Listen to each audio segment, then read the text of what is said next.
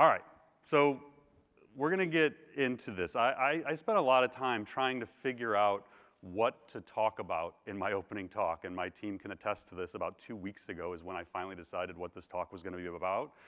I had a few topics I thought about going deep on, and what I realized is I think the most value I can create to start today off is to try and set the stage for the moment we find ourselves in, for what is going on, a kind of a broad stroke of the key things we need to be thinking about and knowing.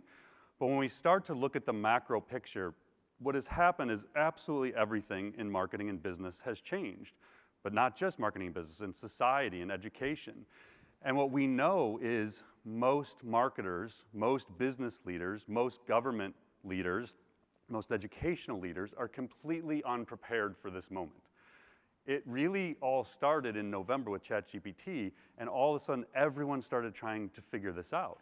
And so it changed the way we think about business, the way we sell, the way we build companies, the way we manage our tech stacks, the way we hire, the way we develop that talent.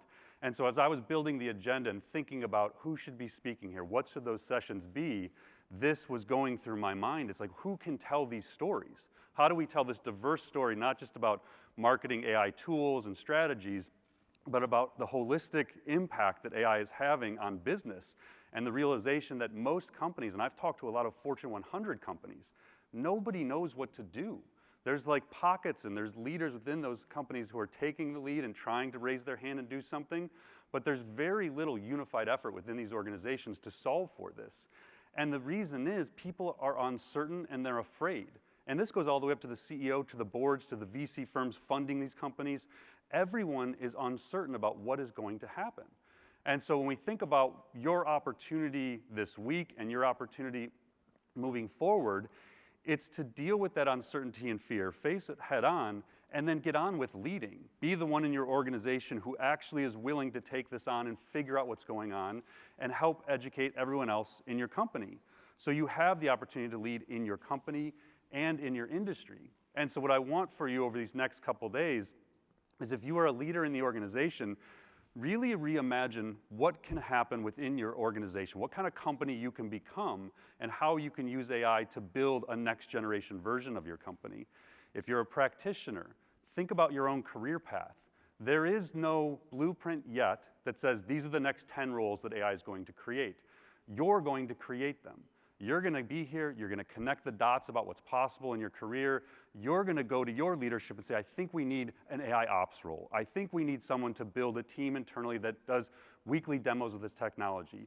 You're the ones that are going to have to figure this out. No one's going to tell you what those things are. And when you start to connect all those dots, you start to really imagine what's possible in business, in your own personal life, and then hopefully, like my big thing is, once we have enough really smart people thinking about this, we can collectively solve for society and educational systems. I get calls every day from universities that are trying to figure out how to prepare the next generation of students. No one knows what to do here. And so that's what I want MAICON to be. It needs to be more than just marketing. It needs to be marketers who go out and change the world. I guess that's kind of a big idea, but to me, that's what success would look like for us. So that's what I want MAICON to be for all of you. And so for me, of like, what can I say to you to kind of help set the stage for what's coming, I just kind of did it in this 10 things that I think we should all know about what's going on in AI today. And so I'm just going to jump in. The first thing we see is awareness and adoption are absolutely accelerating, but it is still extremely early. We all know November 30th, 2022, everything changed. So ChatGPT emerged, and within days, I started getting phone calls from nonprofit leaders, educational leaders, leaders of SaaS companies, leaders of publicly traded companies. People had no idea what this meant to the future, but it changed everything. So before this, AI was largely about prediction and personalization, and now all of a sudden, everyone had access to this technology. I was getting texts from my father, my mother-in-law, like, what is this tech? Like, what is going on? And so that's when you knew it happened. Then I'd be out playing golf with relatives, and they're asking me for investing advice in AI technology. It's like, okay, literally everyone is now aware that this is a thing. And so at the Institute, we absolutely felt the change. So how many of you have taken our Intro to AI for Marketers class, that Zoom class I teach every few weeks? So we've had over 12,000 people register for that class since we started in November of 2021. We used to average 300 attendees about. In 2023, we've been averaging about 1,000 to 1,200 registrants per class, and we don't even promote it. It's a pop-up on our site, and it's in our newsletter. There's no ads, nothing. So that's one way to measure it for us. Last year, we had 5,000 downloads of our Marketing AI Show podcast the entire year. This year to date, we have about 115,000. So, and then obviously last year we had 200 people, and you can look around the room, there's 700 here. So we know that quantitatively, everything changed. People became aware of this. This is a preview of a research report that'll come out in August. I'm guessing some of you in the room took this survey. We have our State of Marketing AI report that's going to come out in a few weeks.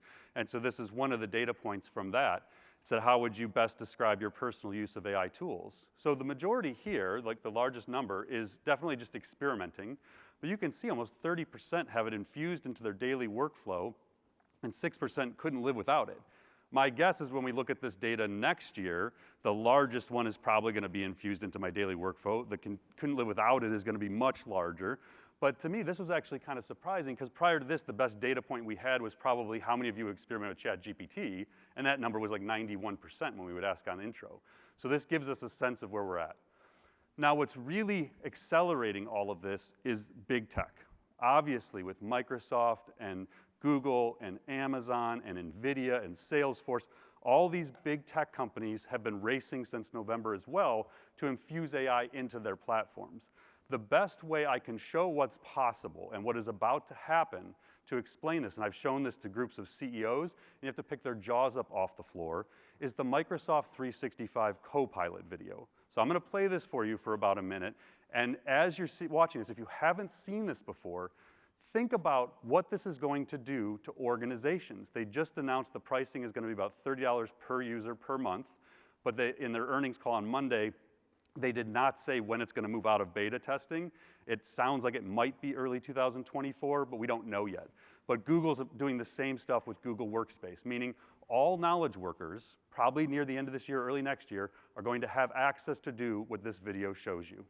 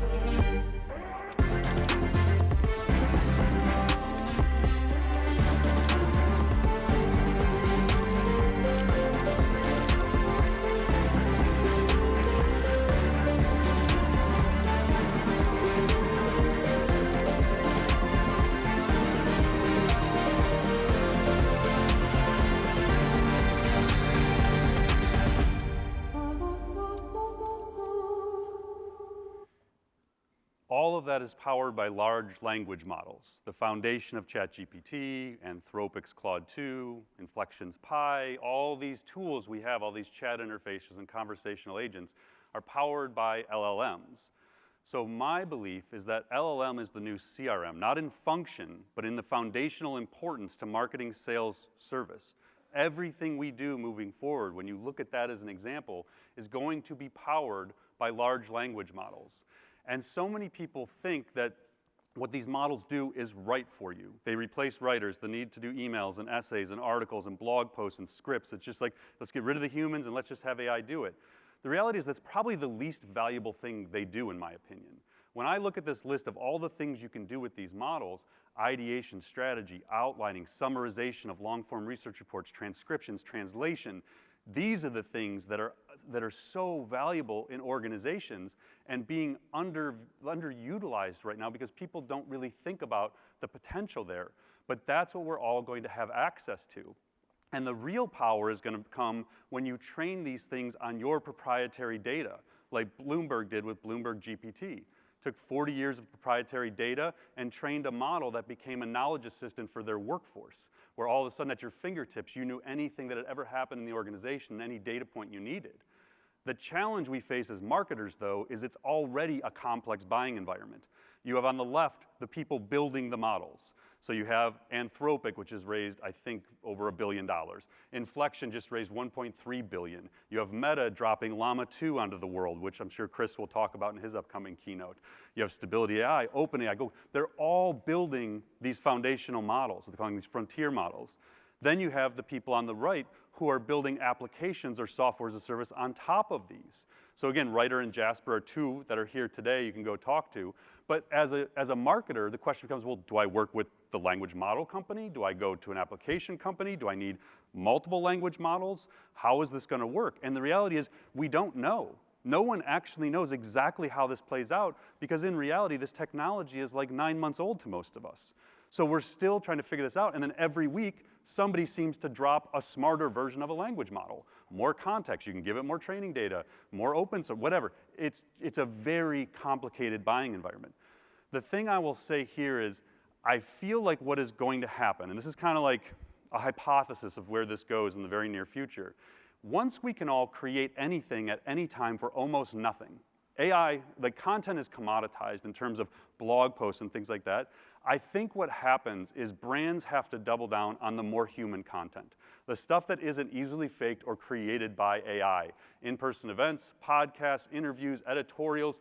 We're going to want points of view and experience from humans. We're going to want to know that the information is coming from something more than a prompt to a system that I could have done myself. And so I want to think about this idea of this authentic human content becoming more valuable as we move forward. The other thing that is critical is that these large language models are just the foundation for what comes next. We've already seen this with Google Bard. You can now give it an image as a prompt, and it can actually understand what's going on in that image. So they're going to become multimodal. Right now it's images. It'll become video, being able to generate, being able to interpret what's in those, being able to base prompts on that information.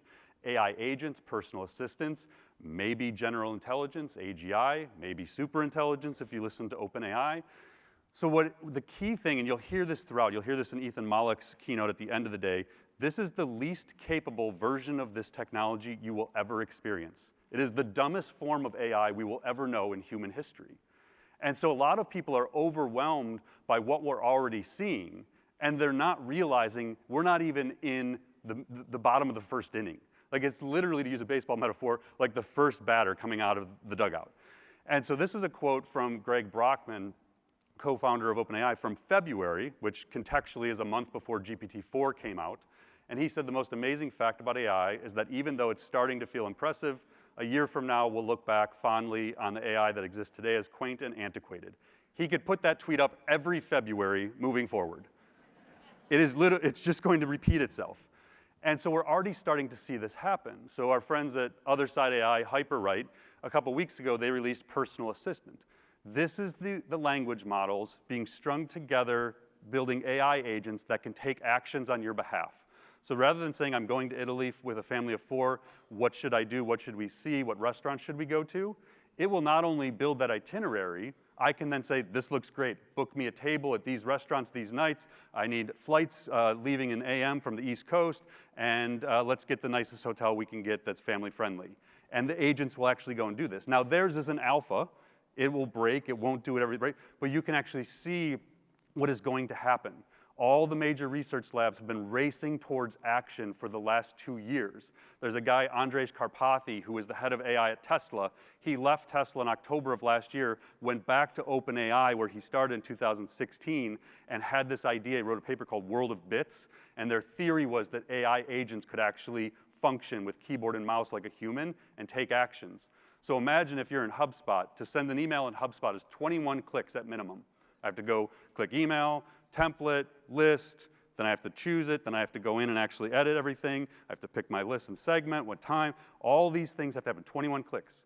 That won't happen in the future. The future will be send an email to everyone who attended MAICON 23. If they're at a $1 billion plus company, send them an email that focuses on this. If they're a smaller company, send them an email that focuses on this.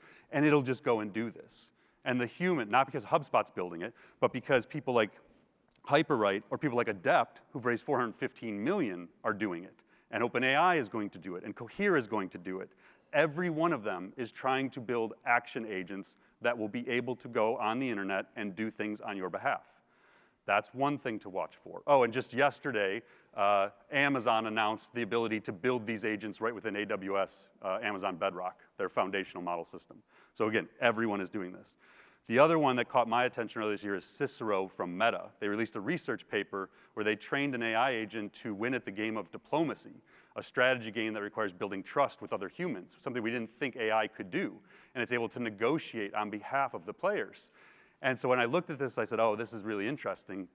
In the future, whether it's in business or in your personal life, you'll be able to have an AI agent that works on your behalf to negotiate your desired outcome. You may have an agent, I may have an agent, we're negotiating a business deal, we're negotiating a contract, we're negotiating compensation packages, whatever it is, the AI is going to be able to help build trust with each person and move to a desired outcome. The other one that just emerged last week, multi-agent simulation plus language models. Again, language models as the foundation. A startup company called Fable out of San Francisco is building something called the simulation. What they're doing is they trained it on 1,200 South Park characters, or 1,200 background images and 600 characters, and you literally just go in, give it a prompt of a kind of show you want to watch about South Park, and then it builds a 20-minute show based on your prompt. All the characters, all the voices, all the scenes, everything. They're trying to build TV shows. Now, they didn't have the licensing rights to this. They said it's a research project, so they don't have the IP, they don't have approval from South Park to do this, so they released it under research. But what they're likely going to do is sell this. What they actually want to do, and you can go to their website and look at this, is they want to build AGI, general intelligence, by having you basically grow AIs. That you think of it as the Truman Show for AIs. You can go in and create the type of AI you want, and then you can watch it grow. So if you think about chatbots right now, you give a prompt, you leave, the chatbot goes out of existence. It was there for that moment to create the thing. These are AIs that you will leave, and they will keep going. They will live in a simulation, move around this little fake world. They will learn things. They will grow. This is the stuff that people are building, and it's going to start affecting content creation, movies, shows, things like that. So what does this all mean? So we start to think about what is the impact this is going to have on marketers, on knowledge workers, people who think and create for a living. In the United States, there's 132 million full-time employees. 100 million of them are knowledge workers, people who think and create for a living. My hope is that we don't see massive disruption to that. I think it's going to take a concentrated effort of people in this room and others to make that come to reality. Because if you look at how fast this technology is moving and the availability we're going to have, the reality is AI is going to be assisting in a lot of things that we do. Now, it can be like that Copilot video, and it can just help us. The question just becomes, if we have AI assisting us at this level, we can achieve 10, 20, 50% efficiency gains on what we do we need as many humans doing the work? It's not that the AI is going to replace the need for the human or remove them from the loop. It's just, do we need as many? So that is the question that we actually don't know the answer to. And what we do believe is that the value gained, that just because this technology exists, doesn't mean we will all experience it in the same way. So earlier this year, I was thinking about this, what is going to happen to knowledge work, and I wrote something called the law of uneven AI distribution. The premise here is that if this technology exists, if these simulated worlds exist, if GPT-4 exists, GPT-5, whatever, Midjourney, whatever the tools are, you first have to understand what they are and what they do. So your first ability to benefit from them is understanding them. The second thing is your access to them. Does your company even allow you to get these things? Can you afford these things? Are the research labs building them, releasing them? They have more advanced versions of everything we're seeing today. When they choose to release it is when we're actually going to get it. And the final thing is acceptance. Are you willing to give up what is required to gain the benefit? In many cases, that is your privacy, your data, to be able to use these tools. So you think about LLMs, to get the greatest benefit, you're going to have to train them on your proprietary data. But who do you trust to give that data to? So some companies may race forward and say, I don't care, let's go. Let's build an open source solution, let's give all our data to this thing. And then you're gonna have others say, no way, we're never gonna get this through procurement and legal, and so they stay back. So this law of uneven AI distribution is going to affect us. The other thing that comes into play is laws and regulations. They won't keep up. So tech companies are calling for regulation themselves. The AI Act in the EU is progressing. Congress and White House in the United States is listening, claiming they're gonna do executive action. Just last Friday, we had 7 leading AI companies make voluntary promises related to responsibility and safety. Yesterday morning, we had Google, Microsoft, Anthropic, and OpenAI release something, or form something called the Frontier Model Forum, where they're going to work together to release this stuff. So what we know is they're trying to move laws and regulations forward, but we also know they're not gonna keep up. This is Midjourney over a 16-month period. Look at the rate of improvement for the same prompt. You have an abstract boy in February of 22, you have photorealistic in May of 23. How do you keep up with that as a governmental body, as regulators? And so in our Responsible AI Manifesto, what we said is every company has to have a moral compass. You cannot rely and wait on government to tell you what is right and what is wrong to figure out what to do about this. Because AI does pose real threats. We've heard a lot in mainstream media about this threat to humanity, the extinction of humanity as a result of AI. I'm glad there are people thinking about that, but I am much more interested in people thinking about disruption to information flow, synthetic content existing. People, like a dude who told BuzzFeed, I was high on shrooms and I wanted to create an image of the Pope, literally his quote to BuzzFeed. The Catholic Church had to put out a statement about this. Like, it spread so fast that people started taking on the Catholic Church, and this Pablo guy is like, I was raised Catholic, I didn't mean anything by it, no offense to the pontiff, like, I'm sorry. So no harm done, it was kind of funny.